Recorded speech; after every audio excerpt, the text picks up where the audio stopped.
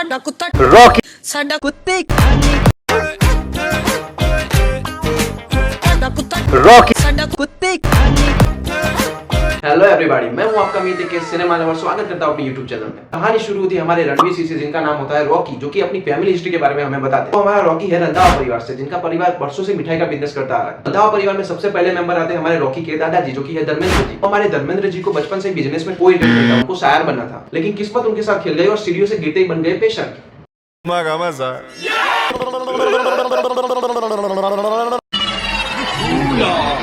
यहाँ दूसरी तरफ हमारे धर्मेंद्र जी की वाइफ है, जो कि जया बच्चन। अब देखो, हमारे धर्मेंद्र जी को तो बिजनेस में इंटरेस्ट था नहीं, तो हमारे जया बच्चन को बिजनेस संभालना पड़ा। तो सारी जिम्मेदारी निभाते निभाते हमारी जया बच्चन का स्वभाव एकदम करेले जैसा कड़वा हो गया। इनके बाद एक और फैमिली मेंबर आते हैं, जो कि है हमारे धर्मेंद्र जी और जया बच्चन के बेटे, जिनका नाम होता है तिजोरी। अब यहाँ पे हमारे जया बच्चन को डर है कि उनका बेटा तिजोरी कहीं अपने बाप पे ना चला जाए, तो इसी के कारण जया बच्चन अपने बेटे तिजोरी को अपने बाप से हमेशा दूर रखती थी। ये मैं कर लेता हूँ, तब तक आप ड्रीम इलैंड पे टीम बना लो।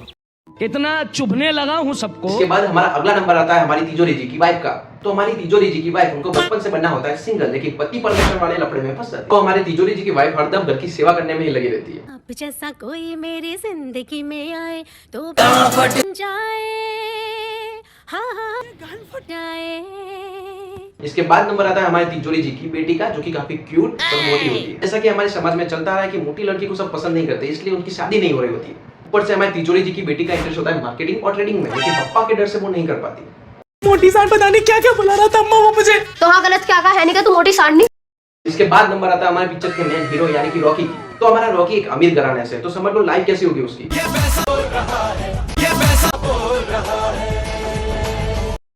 तो एक दिन की बात है, तो रंधावा फैमिली एक शो में गई होती है। तो शो में एक शायरी बोली जाती है और उसको सुन के हमारे धर्मेंद्र जी एक्साइटेड हो जाते हैं और जामिनी जामिनी बोलते हुए बाजू वाली महिला को जाके किस कर देते हैं। तो अर्ज किया है, when you can't change the girl, change the girl। तो आइटम को अपने किस कर रहा। पूरा परिवार शॉक हो जाता है कि आज तक सीट में बैठे रहते हैं, पूरा दिन कुछ बोलते नहीं और अचानक जामिनी जामिनी।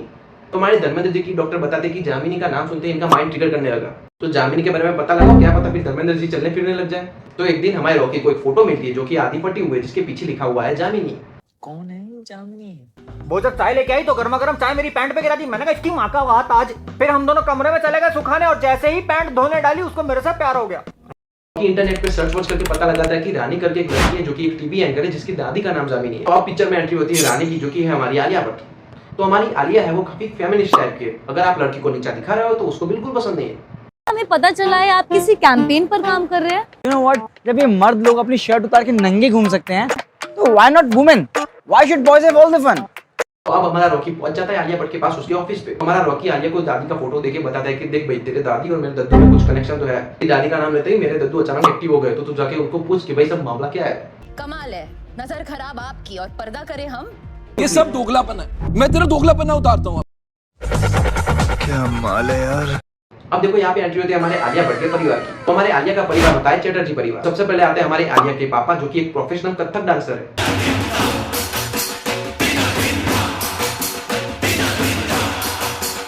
के बाद आती है हमारी आलिया की मम्मी, जो कि इंग्लिश की प्रोफेसर होती है। मतलब यूं मान लो कि शशि थरूर की दूसरी बहन। Sergeant, quite correctly so. And you'd be rather tardy in reaching home this evening. तू तो मेरी बहन ही निकली। अब नंबर आता है हमारी आलिया की दादी का, जिनका नाम होता है जामिनी। तो हमारी आलिया रॉकी ने जो फोटो दी होती है वो अपनी दादी को देती है। तो फोटो देख के जामिनी जी एकदम इमोशनल हो जाती है। मैंने अपनी जिंदगी में पहले इतनी खुशी महसूस ही नहीं की थी। प्यार हो गया था मुझे। अपने पास रखी दूसरी आधी फोटो को निकालते, दोनों फोटो को ज्वाइन करती है और अपनी स्टोरी बताती है। तो हुआ ऐसा था कि अपने जामिनी जी और हमारे धर्मेंद्र की मुलाकात शिमला में कवि सम्मेलन के दौरान हुई थी। दोनों उस समय अपनी अपनी जगह पे शादीशुदा थे, लेकिन दोनों ही अपने अपने पार्टनर से खुश नहीं थे, तो एक दूसरे से प्यार हो गया। देखो, अब मुझे नहीं पता कि इसको सच्चा प्यार कहेंगे या फिर चीटिंग कहेंगे। आपको क्या लगता है, कमेंट में बताना।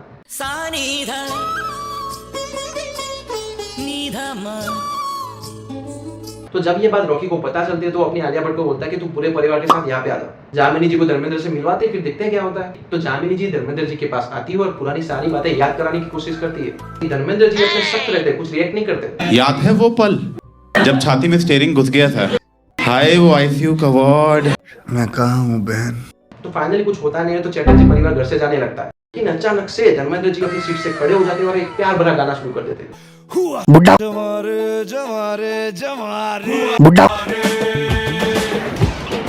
बुड्ढा। भाई एक बात तो है, लड़कों की लाइफ में लड़कियों का काफी इंपॉर्टेंस होता है। मतलब पूरा परिवार उनकी केयर कर रहा है, उससे कुछ फर्क नहीं पड़ेगा, लेकिन लड़की आगे कुछ बोल दे तो खड़ा होकर गाने गाने लग जाते हैं। औरत का चक्कर बाबू भैया, औरत का चक्कर। तो और बस क्या, रॉकी और आलिया भट्ट दोनों को चुप चुप के मिलाने में लग जाते हैं और उनको मिलाने के चक्कर में खुद की भी सेटिंग कर रहे हैं। तो ये दोनों बुढ़ा कपल और जवान कपल दोनों साथ में घूमते हैं, प्यार भरी बातें करते हैं।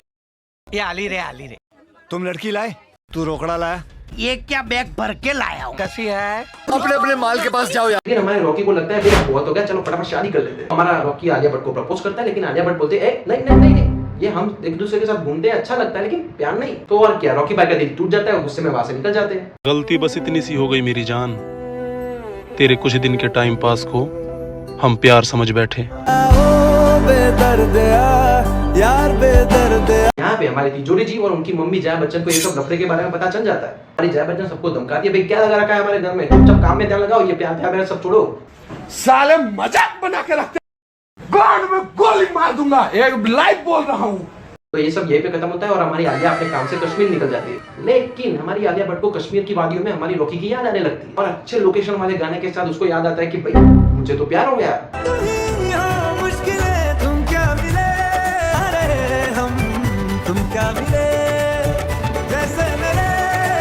देखो बाकी सारी बातें बाद में, लेकिन करण जौहर आप सीन इतने मस्त शूट करते हो ना कि देख के आपको सुकून आ जाता है।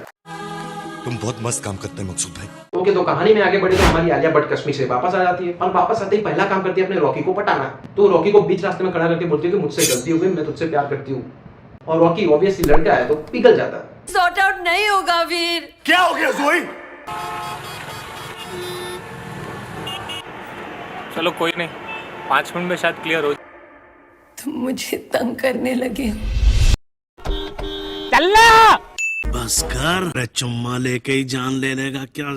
अरे मैं घर पहुंचूंगा कि नहीं? तो यहाँ आलिया भट्ट बताती है कि देखो भाई शादी वादी करेंगे, लेकिन पहले एक दूसरे के परिवार के बारे में तो जान ले। तो यहाँ दोनों डिसाइड करते हैं कि दोनों एक दूसरे के परिवार के साथ रहेंगे और एक दूसरे के परिवार के बारे में जानेंगे। तो यहाँ परिवार वाले पहले ना करते हैं, लेकिन बाद में मान जाते हैं कि चलो आने दो, देख लेंगे। तो इस तरह दोनों अपने परिवार को एक्सचेंज कर लेते हैं। जय जिनेंद्र बापूजी जय जिनेंद्र। तो सबसे पहले बात करें रंधावा परिवार की, तो रंधावा परिवार अपनी आलिया भट्ट को इतना ज्यादा भाव नहीं देता। तो यहाँ आलिया भट्ट को पता चलता है कि यहाँ फेमिनिज्म नाम की चीज ही नहीं है, सारी महिलाएं गुलाम बन के रह रही है। यहाँ धीरे धीरे आलिया भट्ट करके सिस्टम चेंज करना शुरू कर देती है। ठंडा हो गया, अभी करके लाती हूँ। हाथी जैसे पैर दिए हैं मुफ्त में, तो वो गले में टांग कर सड़क पे भीख मांगने के लिए नहीं। तो आलिया भट्ट अपने धर्मेंद्र जी के साथ अच्छा रिलेशन बनाना शुरू कर देती है। हमारे तिजोरी जी को जेलस होती है कि जितना टाइम उन्होंने अपने पापा के साथ नहीं बिताया, उससे ज्यादा टाइम तो आलिया भट्ट बिता रही है। दादाजी की छड़ी हूँ मैं, आगे पीछे खड़ी हूँ मैं।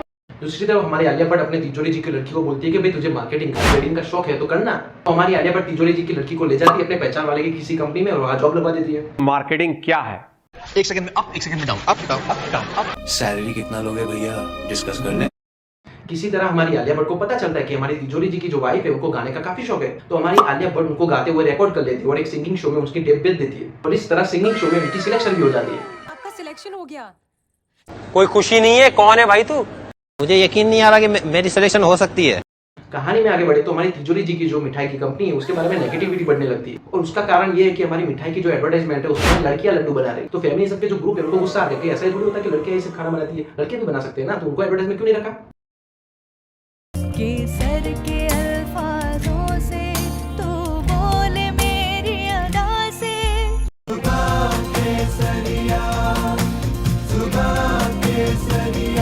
विमल बोलो जुबान केसरी। तो ये बात हमारे आलिया भट्ट को पता चलती है और रॉकी को सजेशन देती है कि ये काम करो, एडवर्टाइजमेंट लड़की हटा दो, लड़कों को लड्डू बनाते हुए दिखाओ। और आप मानोगे नहीं, उनकी कंपनी का शेयर हो गया एकदम पीक पे। यहाँ पे मैं कहना चाहूंगा कि ये फेमिनिज्म के नाम पे कुछ ज्यादा ही हो गया। यहाँ पे लड़के भी गुस्सा हो सकते हैं कि भाई ये तो लड़के लड्डू बना रहे हैं, लड़कियां क्यों नहीं बनाई, ये तो फेमिनिज्म हो गया। ऐसा वर्ड होता है। Presta, if you wanna love it and it's always Presta. If you wanna live it and it's always Presta. Presta Premium Innerwear. Let your body love it. Anyways तो अब बात करते हैं हमारे रॉकी भाई के बारे में, जो कि अभी चैटर्जी के घर में है। तो वहाँ रॉकी की अलग मुसीबतें चल रही है। चैटर्जी के घर में कोई नौकर चाकर नहीं है, तो वहाँ कॉफी रॉकी को खुद बनानी पड़ती है। लॉन्ड्री के लिए कोई कपड़े ले नहीं जाता, तो निकालने पड़ते हैं। ऊपर से रॉकी इतना पढ़ा लिखा है नहीं, तो चैटर्जी के घर में सब इंग्लिश स्पीकर है, तो सब उसका मजाक उड़ाते हैं। कुछ समझ में नहीं आ रहा, दिमाग खाली है और मन भरा हुआ है समंदर के जैसे। हम चाह कर भी कुछ कर नहीं पा रहे। वैसे ही रॉकी के एक दोस्त की शादी में दोनों परिवार एक साथ आते हैं। और पंजाबी शादी है तो भगड़ा करते करते कुछ लोग आते हैं और हमारी जया बच्चन को बोलते हैं कि भाई आप स्टेज पे आइए डांस कीजिए थोड़ा। लेकिन जया बच्चन सबको डाइवर्ट करके बोलती है कि देखो ये भाई आलिया भट्ट के पप्पा है, वो काफी बढ़िया डांसर है, उनको ले जाओ। तो आलिया भट्ट के पप्पा बोलते हैं कि भाई अपना कथक दिखाने का समय आ गया सबके साथ। उनको ये नहीं पता था कि वो जो कथक करने जा रहे हैं उसके कारण वो हंसी का पात्र बनने वाले हैं।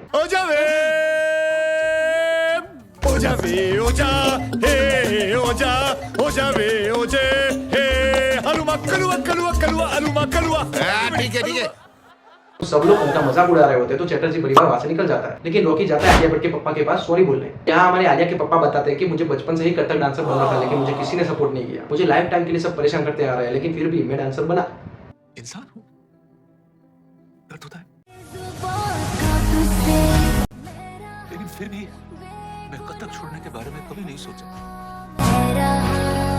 तो यहाँ रॉकी भी अपनी स्पीच देना शुरू कर देता है कि देखो मेरी एजुकेशन के बारे में तुम उड़ाते रहते हो, मैं दूसरों के सामने मेरे कारण आप एम्बेरस होते हो, तो ये सब भी मुझे हर्ट करता है, लेकिन मैं कभी बताता नहीं। तो ये सब सुन के चटर्जी परिवार इमोशनल हो जाता है और रॉकी को गले लगा लेता है। मेरा बच्चा है तो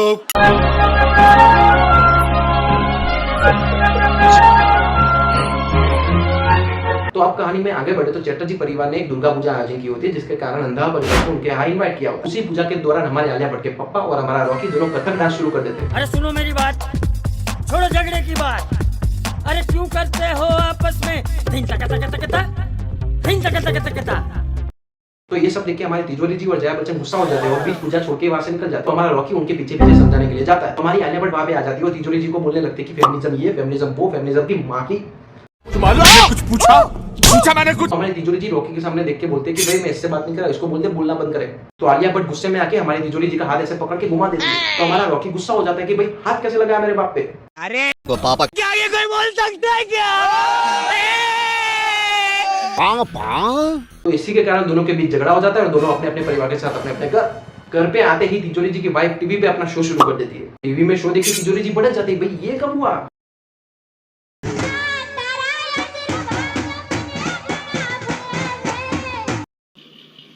ये तो टट्टी है।